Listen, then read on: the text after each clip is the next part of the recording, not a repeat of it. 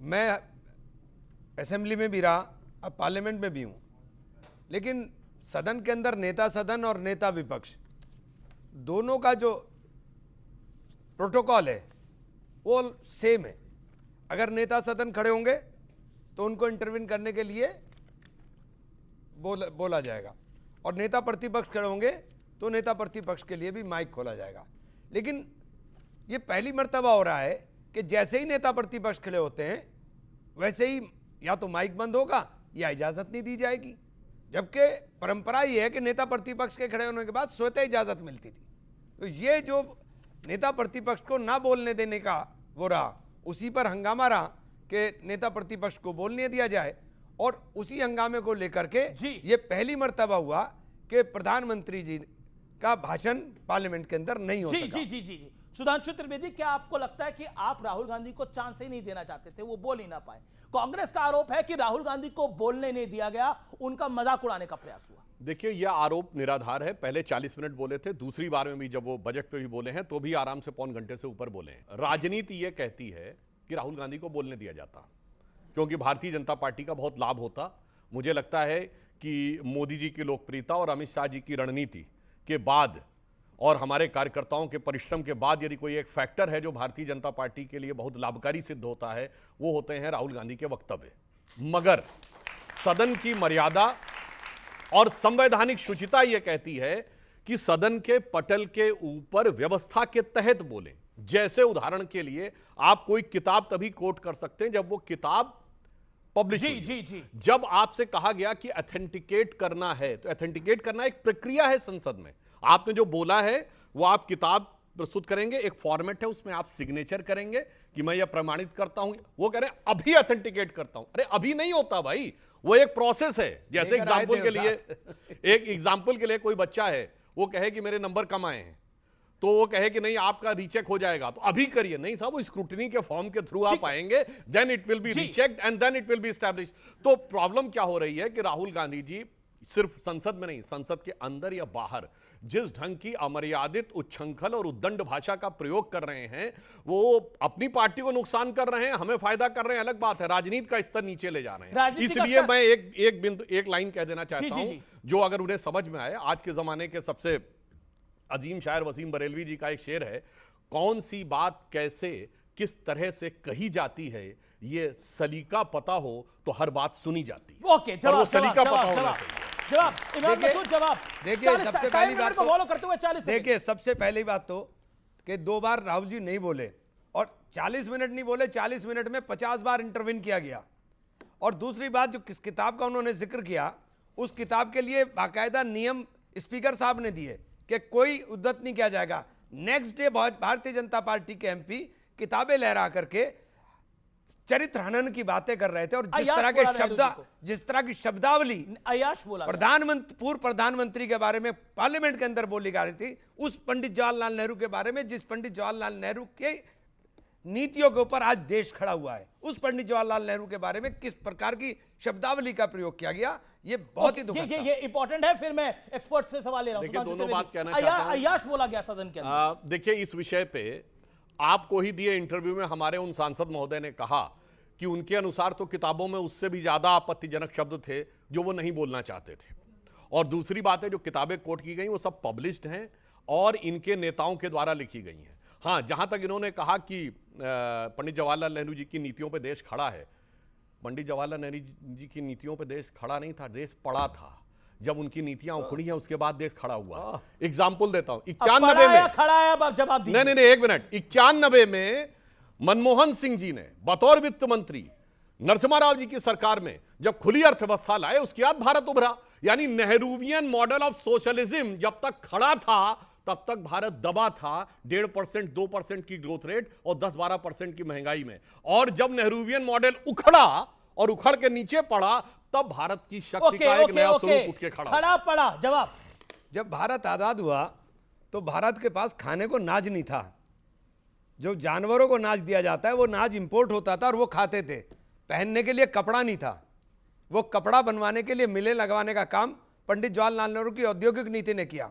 देश के अंदर खाद्यान्न के अंदर अपने आप को आत्मनिर्भर करने के लिए बांध का निर्माण किया।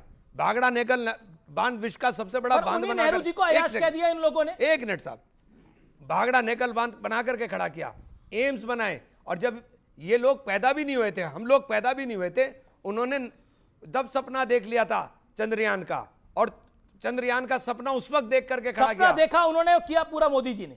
समय तो मोदी जी ने आते ही थोड़ी पूरा कर दिया। ऐसा भारत में तो कपड़ा बनता नहीं था, तो अंग्रेज आए काहे थे यहां?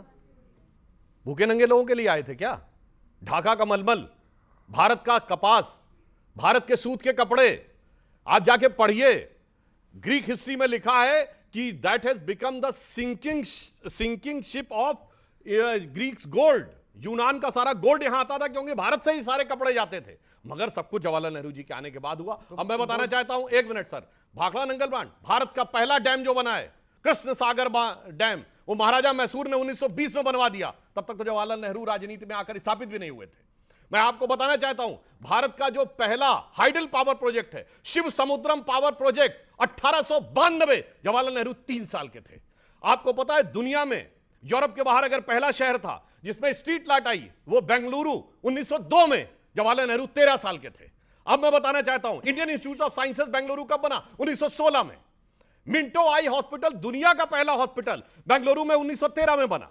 अब अगर आपसे यह भी बताना चाहूं, भारत में सीवी रमन को नोबेल प्राइज मिल गया 1930 में, और सब कुछ करवाए सिखाया जवाहरलाल नेहरू ने 1947 के बाद। जी। अब मैं एक और बात भी कह दूं, जी जी, भारत के पहले इंजीनियर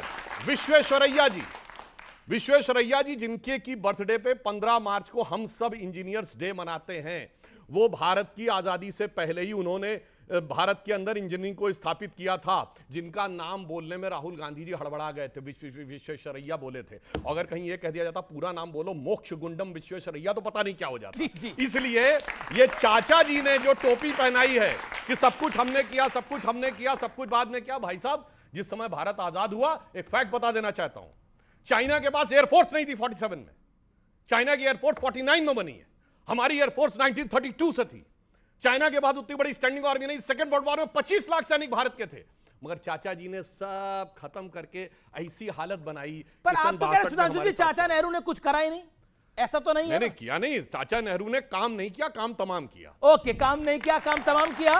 ओके, आप यहाँ खड़े हो, ओके, वो कह रहे काम नहीं किया, काम तमाम किया, लेकिन फिर मेरे को एक्सपर्ट्स का राउंड खोलना है, फिर वीडियो राउंड भी आने वाला है। मैं कभी भी किसी व्यक्ति के योगदान को इनकार नहीं करेंगे, कोई ना कोई कुछ ना कुछ आकर के दे करके गया है। अब आप बात करते हो 70 साल की, लेकिन जब 12 साल पे आते हो तो 12 साल पे आपकी गाड़ी रुक जाती है। आपने ट्रेड डील कर करके पूरा देश बेच दिया, अब आप कह रहे हैं कि हमने बहुत बता दिया। आपने ट्रंप के सामने घुटने टेक दिए, आप में यह हिम्मत नहीं होती कि ट्रंप कहता है कि मैंने युद्ध रुकवा दिया, आप में यह हिम्मत नहीं होती कि यह कहते कि ट्रंप झूठ बोल रहा है। आपने कहा कि हमने इसमें कृषि को शामिल नहीं किया, ट्रंप ट्वीट कर करके उसके अंदर सारी चीजें क्लियर कर रहा है। आप में हिम्मत नहीं है कि आप ये कह दें कि ट्रंप झूठ बोल रहा है। आप तो ट्रंप की सेवा के अंदर इस वक्त लगे हुए हैं पूरी तरह से, ट्रंप की सेवा में लगे हुए हैं। एक सेकेंड, शांतनु गुप्ता, आपका सवाल क्या है? सवाल क्या है? इमरान मसूद से आपका सवाल है, सवाल क्या है? इमरान भाई, जय श्री राम। मैं थोड़ा अपोजिशन को समझने की कोशिश करूंगा आपके थ्रू, क्योंकि आप कांग्रेस में भी रहे, फिर आप समाजवादी में रहे, आप बसपा में रहे, और फिर आपकी घर वापसी हुई, मतलब असली घर वापसी नहीं हुई, पॉलिटिकल घर वापसी हुई। आप ये बताइए, इन तीनों में से सबसे डेमोक्रेटिक पार्टी कौन सी, सबसे डेमोक्रेटिक लीडर कौन सा है तीनों का? राहुल गांधी हैं कि पीछे अखिलेश यादव हैं कि मायावती हैं? आपने तीनों के साथ काम किया। वो कह रहे अखिलेश यादव डेमोक्रेटिक नहीं है, मायावती डेमोक्रेटिक नहीं डेमोक्रेटिक वो कह रहे राहुल गांधी है। मैंने राहुल जी के लिए कहा, राहुल जी। ठीक है, सतीश जी आपका सवाल क्या है? सुधांशु जी की पूरी शक्ति इसी में जाती है कि नेहरू जी को एकदम बदनाम किया जाए।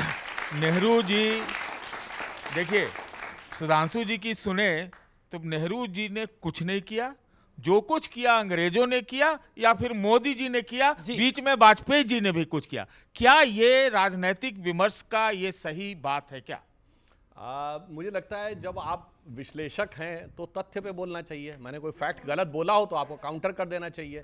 अब मैं आपको बताता हूं, नेहरू जी की एक सेकंड सुन ले, नेहरू जी की आलोचना करने में शक्ति नहीं जाती है। नेहरू से अभी तक चिपके बैठे हैं कांग्रेस वाले 100 साल के बाद भी। 1930 में जवाहरलाल नेहरू कांग्रेस के अध्यक्ष बने थे और 2026 में भी पार्टी की हाई कमान वही हैं, तो भाई साहब शक्ति तो आप खत्म कर रहे हैं। और जहां तक ये बात है, मैं एक और फैक्ट बताना चाहता हूं। अगर किसी देश के आगे सरेंडर होता है तो क्या होता है, और मैं आपसे अपेक्षा करूंगा फैक्ट बोलिएगा। ठीक है, 19 नवंबर, एक सेकंड, 19 नवंबर 1962 को जवाहरलाल नेहरू ने जॉन एफ कैनेडी को लेटर लिखा, selected words of Jawaharlal Nehru series 2 volume 79, 19 नवंबर 1962 का लेटर, जिसमें वो कहते हैं अमेरिका से कि आप अपने B-2 बॉम्बर्स का स्क्वाड्रन भेजिए, हमारे पास पायलट भी नहीं है, आप ही के पायलट चलाएंगे, आप ही के टेक्नीशियन रहेंगे, आप ही का रडार ऑपरेट करेगा, आप इन ए वे उसको हमारी कमांड आप लीजिए। और 2010 में कैनेडी लाइब्रेरी ने इसको डिक्लासिफाइड किया है। और उस समय जो भारत के राजदूत थे अमेरिका में, बीके नेहरू, जो जवाहरलाल नेहरू के सगे भतीजे थे, यानी चाचा का सगा भतीजा, उन्होंने अपनी किताब नाइस गाइस फिनिश सेकंड में लिखा है कि जब मैं वो लेटर देने जा रहा था अमेरिका के राष्ट्रपति के एडवाइजर को, मैं इतनी शर्म का अनुभव कर रहा था कि लौट के आके मैं अपने को रोने से नहीं रोक पाया कि हमने वर्चुअली सरेंडर करके अपनी एयरपोर्ट की चीज दे दी। सर फैक्ट बोल रहा हूं, फैक्ट पे काउंटर करिएगा। देखिए सुधांशु जी तो बोलने लगेंगे तो चुप नहीं होंगे। अरे आज चलिए आप लगाते हैं आरोप कि कैनेडी को उन्होंने पत्र लिखा, क्या गलत किया था जब चाइना ने हमारे ऊपर हमला किया था उस समय? तो उसको हम जस्टिफाई करते हैं, मैं करता हूं जस्टिफाई कि भाई दुश्मन अगर आपके दरवाजे पे खड़ा है तो लो उसका भी सपोर्ट जो अब तक नहीं मिल रहा था। क्या गलत था उसमें? क्या गलत था? ये तो नहीं था ना कि आज आप अमेरिका के साथ डील पे पूरा भारत में झंडा लहरा रहे हैं। ओके भाई एक मिनट, ओके क्या झंडा लहराया जरा बोलिए, फैक्ट बोलिए। आप नेता हैं कि आप विश्लेषक हैं? बोलिए, फैक्ट बोलिए, कौन सी चीज का झंडा? ये हम बोल रहे हैं, मैं फैक्ट बोल रहा हूं। मैं आपसे सुनिए, मैं आपसे दब नहीं रहा हूं, मैं सुन लीजिए। आपने एक साल पूरे ट्रंप को गालियां दी, दिलवाई, और अब जो है फिर मैं तो कहता हूं कि झंडी निकाल करके ट्रंप चाचा जिंदाबाद के नारे लगाइए। आप ये यहां पे बता के जाइए कि भारत का अमेरिका के साथ इस डील में आपने क्या हासिल किया। ओके ठीक है, ये सवाल है आपका। भाई साहब एक मिनट, मैं अभी बताता हूं। ये पहले आप बताइए क्या गंवाया, बोलिए। भारत की सरकार ने अभी पहले इनसे पूछवाइए, ये गलत है तथ्य। भाई देखिए फैक्ट बोलते नहीं है, भाषण दे रहे हैं। अब मैं बताता हूं, इन्होंने कहा जस्टिफाई किया कि 62 में किया, वो तो मैं उत्तर पहले दे चुका हूं। अरे चाइना के पास 49 में एयरफोर्स थी, हमारे पास 32 से थी, और हमने क्या किया, शांति के कबूतर उड़ाने शुरू कर दिए, और जब जंग के जहाज उड़ाने की बात आई तो हाथों के तोते उड़ गए। ये वस्तुस्थिति थी। अरे आपने इसलिए आप कह रहे हैं। अब आज की डील की बात करिए, आज की डील।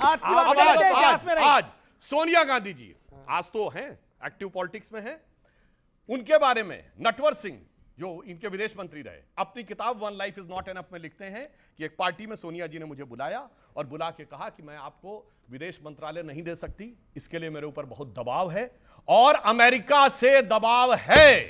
यह कौन कह रहा? आज की सोनिया गांधी जी के बारे में आपके विदेश मंत्री नटवर सिंह खुद बोल रहे हैं। ये होता है सरेंडर। इमरान मसूद से सवाल क्या है? 2-3 सवाल आपसे हैं। एक सवाल छोटा सवाल। आप इमरान मसूद ये बार बार संविधान की बात करते हैं, इनको लगता है एलओपी जो है वो संविधान का पालन करते हैं क्या? ये जो सांसद सदस्य साहब खड़े हैं ये संविधान का पालन करते हैं? संविधान प्रधानमंत्री को एक और जी ये संविधान के पेज कितने हैं बुक में नहीं पता होगा दोनों नेताओं को, हम तो चैलेंज करते हैं। ओके जवाब वो कहे कि आप लोग संविधान का पालन कर रहे हैं, पेज पूछिए कितने। ओके देखिए सुनिए, मैं वकील नहीं हूं, ये तो ये बताएंगे, ये वकील साहब, ये भी वकील नहीं है। वकील नहीं हूं।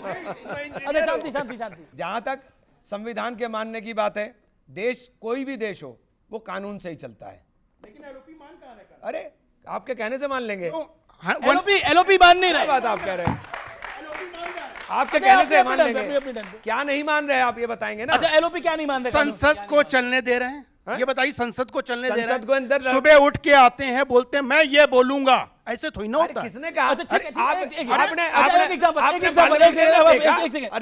इमरान भाई बिल्कुल सीधा सा प्रश्न। देखिए जो पूरा जो झमेला हो रहा है उस किताब के कारण हो रहा है। मैं खुद लेखक हूँ, 12 किताबें लिखी हैं, एक एक पेज पे जो लिखते हैं उसका रेफरेंस देना पड़ता है कि किताब में हमें 100 रेफरेंस देने पड़ते हैं, पब्लिश किताबों के पेज नंबर के साथ, लाइब्रेरी के साथ, एडिशन के साथ।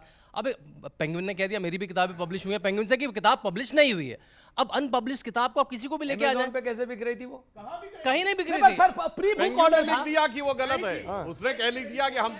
अच्छा मैं अब मैं वीडियो राउंड में लेके आऊंगा, लेकिन उससे पहले आपका सवाल सुधांशु त्रिवेदी जी का छोटा सवाल। देखिए बहुत छोटा सा सवाल तो नहीं हो पाएगा क्योंकि जवाब बड़े लंबे। आपने कहा कि कौन सी बात कब कहाँ कही जाती है, ये अगर सलीका हो तो हर बात सुनी जाती। मदर ऑफ ऑल डील्स की बात हो रही है, ये बड़ा मतलब मारा है। हमने नहीं बोला है। नहीं ये यूरोपियन आपने उसका बड़ा क्रेडिट लिया। आप कहते थे मनमोहन सिंह नहीं है, मनमोहन सिंह है। क्या ऐसी बात हो गई है कि आदरणीय प्रधानमंत्री जी अब सदन के अंदर राहुल गांधी साहब को फेस नहीं कर पा रहे? राहुल गांधी साहब के पास 100 सीटें हैं, लेकिन उनका जो कॉन्फिडेंस लेवल है आज की डेट में, वो पूरी भारतीय जनता पार्टी पे इस वक्त भारी नजर आता है कि राहुल गांधी साहब बोलना चालू होते हैं और पूरी भारतीय जनता पार्टी खड़ा हो जाती है। और जो बात कही जाती थी, एक अकेला सब पर भारी, क्या है ऐसी परेशानी? बताइए कि सदन में आदरणीय प्रधानमंत्री जी भाषण देने नहीं आते हैं। बहुत इन्होंने अच्छी बात बोली है। एक अकेला, जानते हैं, सारे कांग्रेसियों पर भारी, एक अकेला इतना भारी कि 140 साल, सर अपने टर्न में बोलिए, 140 साल में कांग्रेस को सबसे नीचे ले आया एक अकेला। मतलब वो तिलक से लेके गांधी, नेहरू, इंदिरा जी, नरसिम्हा राव, सबने जो बनाया, एक अकेले ने सबका भट्टा बैठाया। अब रही बात इसकी जो इन्होंने कहा, जब राहुल गांधी जी बोलते हैं राहुल गांधी जब आ जाते हैं तो आप डर जाते हैं। सुनिए, सदन में जब बोल रहे थे तो इमरान मसूद साहब भी उससे एक रो पीछे भाई, इमरान मसूद ने सबसे ज्यादा ताली बजाई है। मैं सिर्फ ये कह रहा हूं, जब राहुल गांधी बोल रहे थे, मैं किसी नेता का नाम लेके उसके लिए कांग्रेस में समस्या नहीं पैदा करना चाहता हूं। आप लोग खुद देखिए, साइकोलॉजिकल एनालिसिस, जब वो राहुल गांधी चौक कर रहे थे, ये सब कर रहे थे, चौक कर रहे थे, तो इमरान मसूद नेताओं के चेहरे देखिए, वो अंदर से कितने घबराए हुए लग रहे थे। पता नहीं ये कौन से मुंह से क्या निकालेंगे, और उसके बाद हमारे लिए समेटना मुश्किल है। आप पार्लियामेंट के अंदर राहुल गांधी जी के पीछे बैठते हैं इमरान मसूद, और राहुल गांधी के करीबी दो, मतलब नेताओं में से, सांसदों में से एक है। जब वो चौक कर रहे थे, जब वो सब बात ये हंस रहे थे, बाकी घबराए हुए थे। सबसे ज्यादा ताली यही बजा रहे थे, नहीं हंस रहे थे। अब और सुधांशु त्रिवेदी, आप जेपी नड्डा को आप डिफेंड करते हैं, लेकिन आपने अबोध बालक